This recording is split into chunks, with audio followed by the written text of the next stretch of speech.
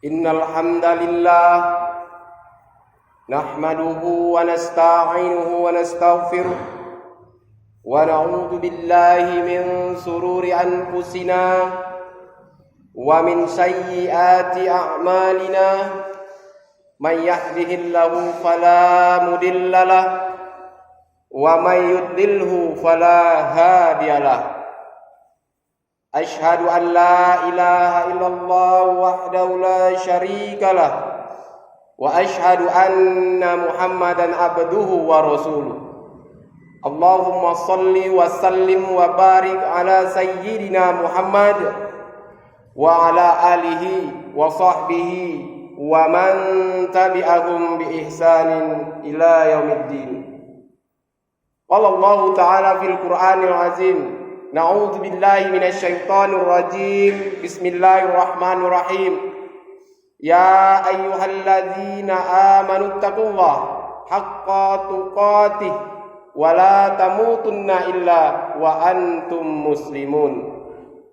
Ya ayyuhan nas ittaqu rabbukumul ladzi khalaqakum min nafsin wahidah wa khalaqa minha zawjaha wa bassa minhuma rijalan katsiran wa nisaa'a wattaqullaha allazi tasaaluna bihi wal arham innallaha kana 'alaikum raqiba.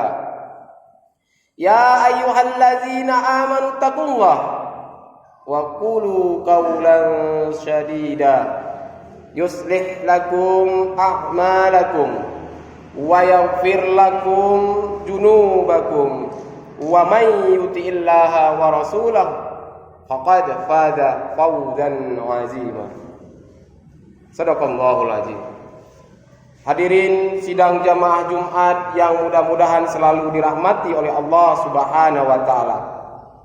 Pertama-tama dan yang paling utama, sebagai khatib saya mengajak pada diri saya sendiri dan seluruh jamaah salat Jumat untuk selalu bersyukur kepada Allah Subhanahu wa taala atas semua nikmat-nikmat yang sudah diberikannya kepada kita.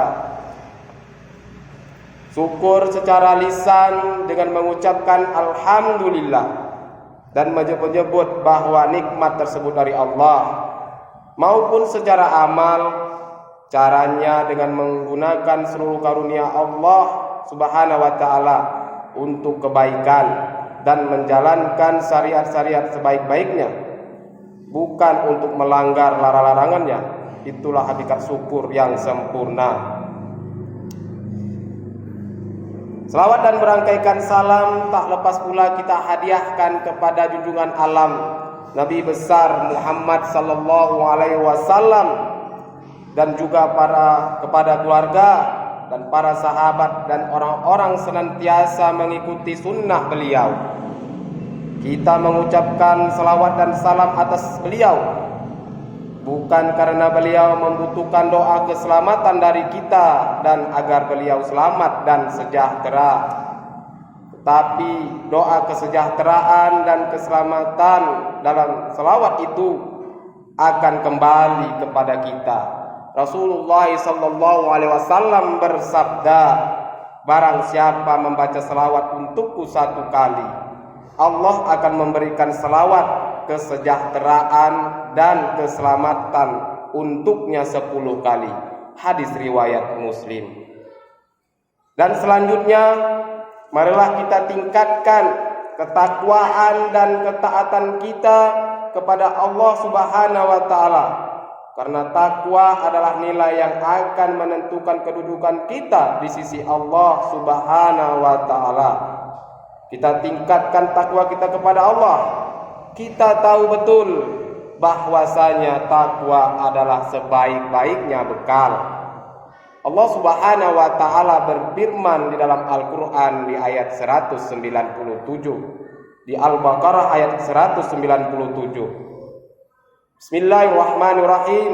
Wa tazawwadu fa inna khairi zadi taqwa. Yang artinya, maka berpeganglah kalian semuanya, sesungguhnya sebaik-baiknya bekal adalah takwa. Takwa adalah mengerjakan apa yang Allah perintahkan dan meninggalkan apa yang Allah larang. Bila kita telah melaksanakan apa yang Allah perintahkan, maka insya Allah kita adalah orang-orang yang bertakwa.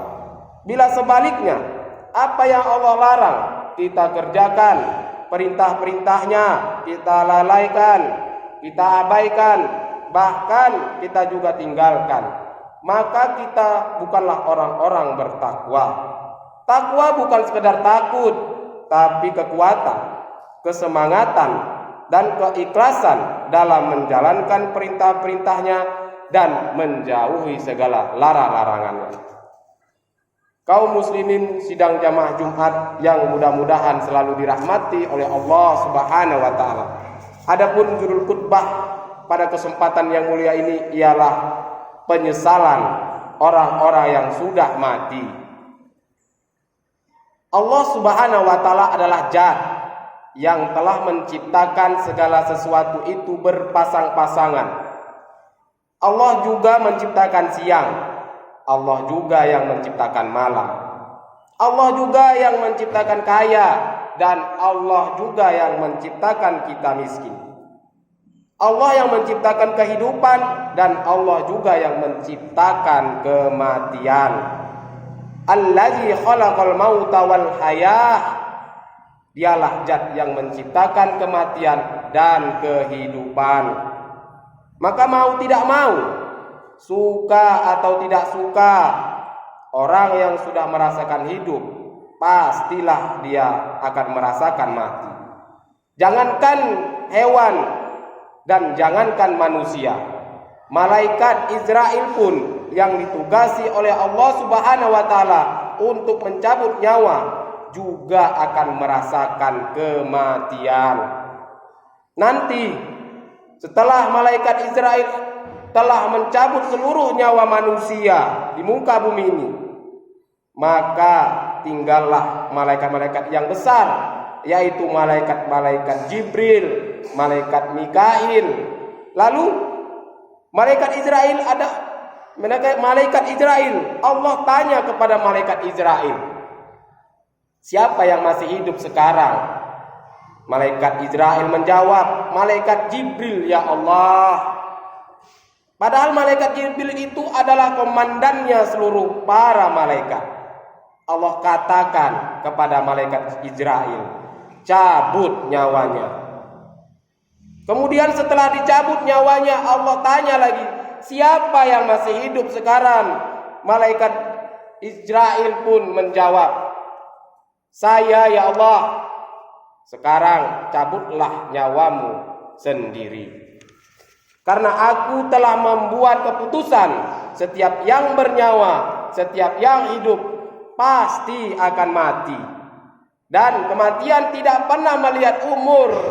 Saudaraku yang beriman, masih bayi mati, remaja mati, apalagi yang sudah tua, pastilah akan mati. Tidak ada yang bisa menghindari dari kematian.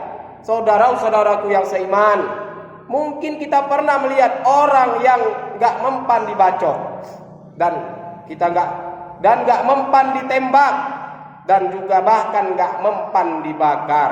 Kita pernah mendengar, tetapi gak ada orang yang kebal dari kematian. Sidang jamaah Jumat yang mudah-mudahan dirahmati oleh Allah Subhanahu wa taala. Yang akan kita bahas pada kesempatan kali ini adalah bukan bagaimana kita harus mati atau menghindari dari kematian, tetapi yang kita bahas pada kesempatan ini adalah apa penyesalan orang-orang yang sudah mati. Kita tidak pernah mendengar cerita penyesalan orang yang sudah mati, tetapi kita mungkin pernah mendengar seorang menyesal jadi pejabat karena jabatannya sehingga ia masuk ke dalam penjara. Kita juga mungkin pernah mendengar penyesalan orang yang ketika mudanya hidupnya selalu hura-hura, tetapi ketika masa tuanya hidupnya terlunta-lunta. Tetapi kita belum pernah mendengar cerita orang yang menyesal dengan kematian, karena memang orang yang sudah mati itu belum pernah kembali lagi ke dunia ini. untuk menceritakan apa yang sebenarnya terjadi di dalam kuburnya. Allah Subhanahu wa taala yang mengetahui yang jahir maupun yang gaib, dan Allah Maha mengetahui yang telah terjadi, sedang terjadi, dan yang akan terjadi. Dan Allah telah memberitahukan kepada kita semua penyesalan-penyesalan orang yang sudah mati itu melalui firman-Nya yang dicantumkan di dalam Al-Quran, seperti di dalam surat Al-Munafiqun ayat 10. Allah menjelaskan, Bismillahirrahmanirrahim. A'udzubillahi minasyaitonirrajim. Bismillahirrahmanirrahim. Laula akhartani ila ajalin qarib fa asaddaqa wa akum minas solihin.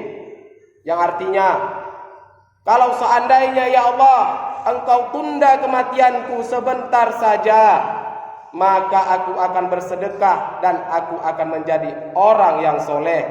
Tetapi dan kembali lagi, Allah telah memberitahukan kepada kita kembali penyesalan orang yang sudah mati melalui firman-Nya di dalam Al-Quran surat Ibrahim ayat ke-44. Allah menjelaskan kembali, Rabbana akhirna ila ajalin qarib nujib da'wataka wa nattabi'ir rusul. Yang artinya, ya Tuhan kami, berilah kesempatan kepada kami, kembalikanlah ke dunia sebentar saja, niscaya kami akan mematuhi seruan-Mu dan mengikuti rasul-rasul-Mu. Tetapi Allah mengingatkan kembali, Allah telah memberitahukan kepada kita semuanya penyesalan-penyesalan orang yang sudah mati itu melalui firman-Nya, sekali lagi yang dicantumkan di dalam Al-Quran di surat As-Sajadah ayat 12. Allah menjelaskan, Rabbana absorna wa sami'na fa'zirna na'mal solihan inna muqinun. Yang artinya, ya Tuhan kami telah melihat dan kami telah mendengar, maka kembalikanlah kami ke dunia supaya kami beramal soleh. Sungguh kami adalah orang-orang yang yakin. Tetapi karena sudah dimasukkan ke dalam kubur dan sudah dironsokkan ke dalam kubur, barulah dia mengetahui apa yang terjadi di dalam kubur. Sudah dimasukkan ke dalam kubur, barulah dia mempercayai ayat-ayat Allah tersebut. Farji'na na'mal solihan, maka kembalikanlah kami ke dunia supaya kami beramal soleh. Ayat-ayat ini adalah menerangkan tata-tata penyesalan, kata-kata penyesalan orang-orang yang sudah meninggal dunia. Hadirin sidang jamaah Jumat yang mudah-mudahan selalu dalam lindungan Allah Subhanahu wa taala. Tapi penyesalan ini tidak ada artinya lagi, karena hidup di dunia ini hanyalah sekali. Kalau tidak kita jaga, tidak kita gunakan kesempatan ini dengan sebaik-baiknya, maka kita akan merasakan kesengsaraan selama-lamanya. Maka sangatlah menyesal manusia yang hanya sibuk mencari dunia, harta dan jabatan, sombong, mengambil hak orang lain, sementara perintah dan larangan Allah dia lalaikan. Padahal semua itu dia tahu apa perintah Allah itu tersebut. Tetapi kalau kita pandai, wahai saudaraku yang seiman, kita cerdas memanfaatkan waktu hidup di dunia ini, maka waktu yang sangat singkat ini, paling tidak 63 tahun sesuai dengan umur baginda Rasulullah SAW, itu bisa menerai kebahagiaan untuk selama-lamanya. Khalidina fiha abada, maka kekallah kamu selama-lamanya. Hadirin sidang jamaah Jumat yang mudah-mudahan selalu dalam lindungan Allah Subhanahu wa taala. Dan kembali lagi Allah telah menjelaskan di dalam Al-Qur'an surat Al-Munafiqun, yaitu ayat ke-10 yang telah dibacakan tadi. Ada orang-orang yang merengek minta kepada Allah, laula akhartani ila ajarin qarib fa asaddaqa wa akum minas solihin. Ya Allah, ya Rabb, Kalau seandainya engkau akhirkan kematianku, engkau tunda kematianku, ila ajalin qarib, sebentar saja ya Allah, enggak usah lama-lama, seminggu, kalau tidak 1 hari, kalau tidak sejam saja ya Allah, fa'asaddaqa, maka aku akan bersedekah ya Allah. Inilah penyesalan orang-orang kaya ketika di dunia dia lupa dan tak mau bersedekah. Kenapa dia meminta sedekah? Wahai saudaraku seiman, kenapa dia minta bersedekah? Bukan puasa, bukan haji, karena dia lihat pada pahala sedekah itu luar biasa. Makanya dia minta untuk kembali ke dunia ini, untuk bersedekah. Dan sekali lagi inilah penyelesaian orang-orang yang kaya dan orang-orang yang mampu bersedekah, tetapi tidak mau mengeluarkannya di jalan Allah Subhanahu wa taala.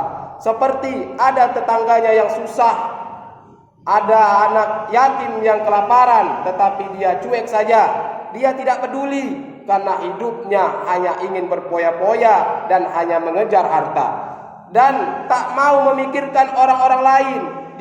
Dia merasa harta yang diberikan Allah Subhanahu wa taala itu milik dia semata, sehingga dia bebas apa saja yang ingin dia lakukan. Penyesalan ketika sudah mati, ya Allah, kembalikanlah aku ke dunia hanya untuk bersedekah. Fa'asaddaqa. Hadirin sidang jamaah Jumat yang mudah-mudahan selalu dalam lindungan Allah Subhanahu wa taala. Karena nanti kita akan ditanya oleh Allah Subhanahu wa taala beberapa perkara. Salah satunya adalah hartamu, kamu dapat dari mana dan engkau buat untuk apa, halal atau haram. Jadi bersedekahlah, tetapi kita tahu ada yang kaya dan ada juga yang miskin. Kalau engkau kaya, sedekahlah dengan uangmu. Jika engkau tidak mempunyai harta sama sekali, engkau bisa bersedekah dengan cara yang lain. Kisah dari sahabat Nabi SAW, orang miskin pada zaman Rasulullah SAW, datang kepada Rasulullah. Ya Rasulullah, orang-orang kaya telah memborong pahala. Saat kami sholat, mereka juga bisa sholat. Kami puasa, mereka juga bisa puasa. Tetapi mereka mempunyai kelebihan. Ya Rasulullah, dengan hartanya kami tidak bisa menyaingi mereka ya Rasulullah. Maka Rasulullah SAW menghibur mereka. Ketahuilah, bertasbih kamu subhanallah sebanyak-banyaknya itu adalah sedekah. Tahmid dan takbir juga itu adalah sedekah. Engkau singkirkan hal yang mengganggu di jalan, itu juga sedekah. Bahkan di dalam sebuah hadis, senyum juga sedekah. Maka jadikanlah dunia ini sebagai ladang-ladang beramal soleh. Hadirin sidang jamaah Jumat yang mudah-mudahan selalu dalam lindungan Allah Subhanahu wa taala. Demikianlah khutbah yang singkat ini. Mudah-mudahan dapat manfaat untuk kita di hari-hari dan di waktu-waktu umur kita yang sebentar ini. Mudah-mudahan apa yang kita dapatkan di dunia ini menjadi bermanfaat untuk orang lain, dan jadikanlah hidup kita ini bermanfaat. Jangan menjadikan susah dari orang lain. Barakallahu wa lakum fil Qur'anil azim wa nafa'ani wa iyyakum bima fi minal ayati wa dzikril hakim. Wa taqabbalallahu minni wa minkum tilawatahu innahu wal ghafurur rahim.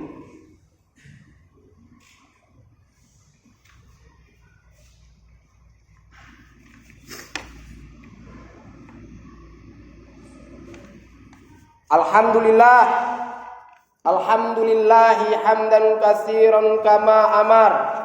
Ashhadu an la ilaha illallah wahdahu la syarikalah irghaman liman jahada bi wa kafar. Wa ashhadu anna sayyidana Muhammadan abduhu wa rasuluh sayyidul insi wal bashar. Allahumma shalli wa sallim ala sayyidina Muhammad wa ala alihi wa sahbihi mattasalat ainum binazarin wa uzunum bi khabarin amma ba. Ya ayyuhan nas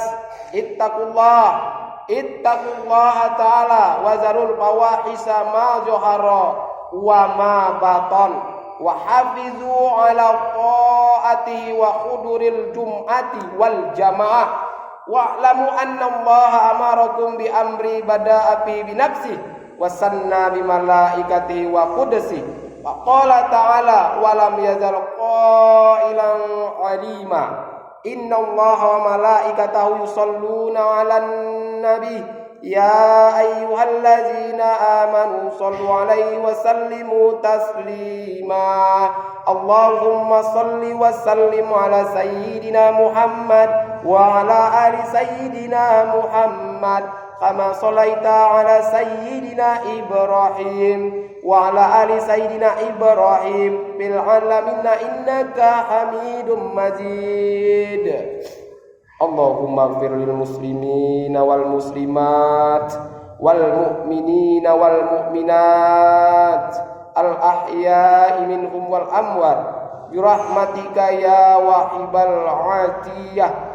Allahumma dafa'anna al ghalaa wal waba wal riba waz zina waz zalazila wal mihan wa su'al fitani ma zuhara minha wa ma batan an baladina haja khassah wa an sairil baladil muslimina ammatan ya rabbal alamin. Rabbana la tuzigh qulubana ba'da idh hadaitana wa hab lana min ladunka rahmatan innaka antal wahhab. Rabbana zalamna anfusana wa illam taghfir lana wa tarhamna lanakunanna minal khasirin. Rabbana atina fid dunya hasanah wa fil akhirati hasanah wa qina azabannar. Ibadallah, inna Allah ya'murukum bi'adlil wal ihsan wa ita'i dzil qurba wa yanha 'anil fahsya'i wal munkari wal baghi ya'idzukum la'allakum tadhakkarun. Fadhkurullahal azim yazkurukum wad'uhu yastajib lakum wa la dzikrullahi akbar. Aqimus shalah.